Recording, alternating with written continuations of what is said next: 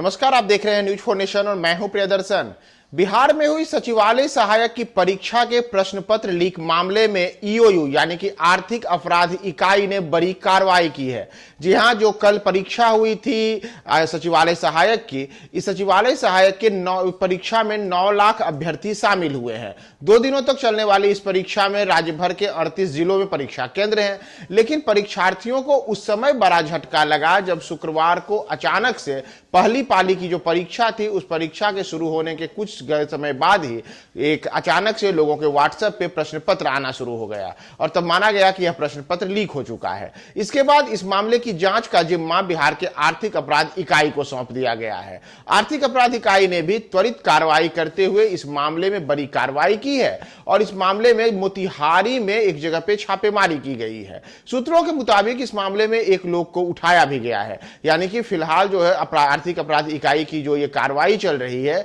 यह कार्रवाई मोतिहारी में केंद्रित है और माना जा रहा है कि वहीं से प्रश्न पत्र लीक हुआ था। दरअसल राज्य में सचिवालय सहायक की जो परीक्षा हुई है, इस परीक्षा को बिहार कर्मचारी चयन आयोग के द्वारा आयोजित किया जाता है। इस परीक्षा में राज्य को अभ्यर्थियों को लंबे समय से इंतजार था और करीब 9 लाख अभ्यर्थी इस परीक्षा में शामिल हुए हैं। 2 दिनों तक चलने वाली इस परीक्षा को लेकर के चाक चौबंद तैयारियों का दावा किया जा रहा था, लेकिन बिहार कर्मचारी चयन आयोग के तमाम दावों की उस समय पोल खुल गई जब अचानक से लोगों के मोबाइल पर व्हाट्सएप पे प्रश्न पत्र आना शुरू हो गया और तब माना गया कि यह प्रश्न पत्र लीक हो गया। इसके बाद आनन फानन में इस मामले को लेकर के तमाम जो विभाग के लोग हैं वो सक्रिय हुए और इसकी जांच का जिम्मा आर्थिक अपराध इकाई को सौंप दिया गया। आर्थिक अपराध इकाई ने त्वरित कार्रवाई करते हुए शुक्रवार रात के समय ही मोतिहारी में छापेमारी की है। सूत्रों के अनुसार कहना है कि यह छापेमारी हुई है, यह छापेमारी उस जगह पे हुई है जहां पर परीक्षा केंद्र थे। दरअसल जो प्रश्न पत्रों को लाने और ले जाने की प्रक्रिया है,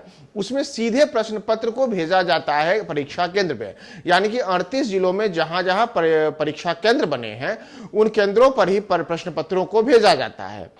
तो ऐसे में आर्थिक अपराध इकाई और जो बिहार कर्मचारी चयन आयोग है, उसे संदेह है कि प्रश्न पत्र लीक भी परीक्षा केंद्र से हुए हैं और इसका केंद्र मोतिहारी था। तो मोतिहारी में इसी मामले को लेकर के एक परीक्षा केंद्र से जुड़े हुए लोगों के पास छापेमारी की गई है। उनके ठिकानों पर हुई छापेमारी के बाद कहा यहां तक जा रहा है कि इस मामले में एक व्यक्ति को उठाया भी गया है। हालांकि अभी तक जो आर्थिक अपराध इकाई है उसकी ओर से इसे लेकर के कोई आधिकारिक बयान जारी नहीं हुआ है। ना ही बिहार कर्मचारी चयन आयोग की ओर से अभी तक यह बताया जा रहा है कि जो प्रश्न पत्र लीक होने का दावा किया जा रहा है उसकी सच्चाई क्या है और किस प्रकार से इसकी जांच की प्रक्रिया आगे चल रही है। हालांकि बिहार के जो शिक्षा मंत्री हैं, शिक्षा मंत्री ने कल ही इसे लेकर के कहा था कि हमारे पास जो बातें आ रही हैं कि प्रश्न पत्र लीक हुआ है, तो अगर ऐसा हुआ है तो हम इसकी निष्पक्ष जांच कराएंगे और जो लोग भी इस अपराध में शामिल हैं उनके खिलाफ सख्त कार्रवाई होगी। लेकिन सबसे बड़ा सवाल यही है कि प्रश्न पत्रों के लीक होने के लिए बदनाम बिहार में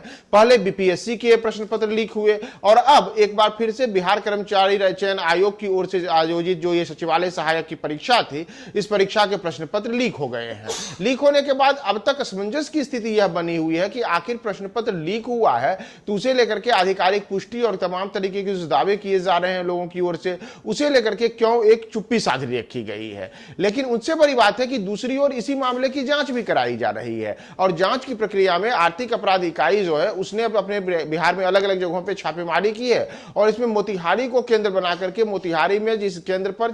प्रश्न पत्र लीक होने का संदेश जताया जा रहा है, वहां से एक व्यक्ति को उठाने की बात भी सामने आ रही है। तो अब देखना होगा कि प्रश्न पत्र लीक मामले में जो ये त्वरित कार्रवाई ईओयू के द्वारा की गई है, इसमें क्या यह गुत्थी सुलझती है कि प्रश्न पत्र लीक हुआ तो उसके लीक करने के पीछे वाले सरगना कौन थे और इन लोगों ने क्या मकसद क्या था, इन लोगों में कौन कौन सफेद पोश लोग शामिल हैं जो आखिर विभाग के अंदर और प्रश्न पत्रों को लीक कराने में अपनी भूमिका निभाए। तो देखना होगा कि ईओयू की कार्रवाई किस दिशा में जाती है और किस दिशा में जाती है तो उसके बाद कौन से दोषी गिरफ्त में आते हैं। तमाम अपडेट्स के लिए आप हमारे साथ बने रहें न्यूज 4 नेशन पे।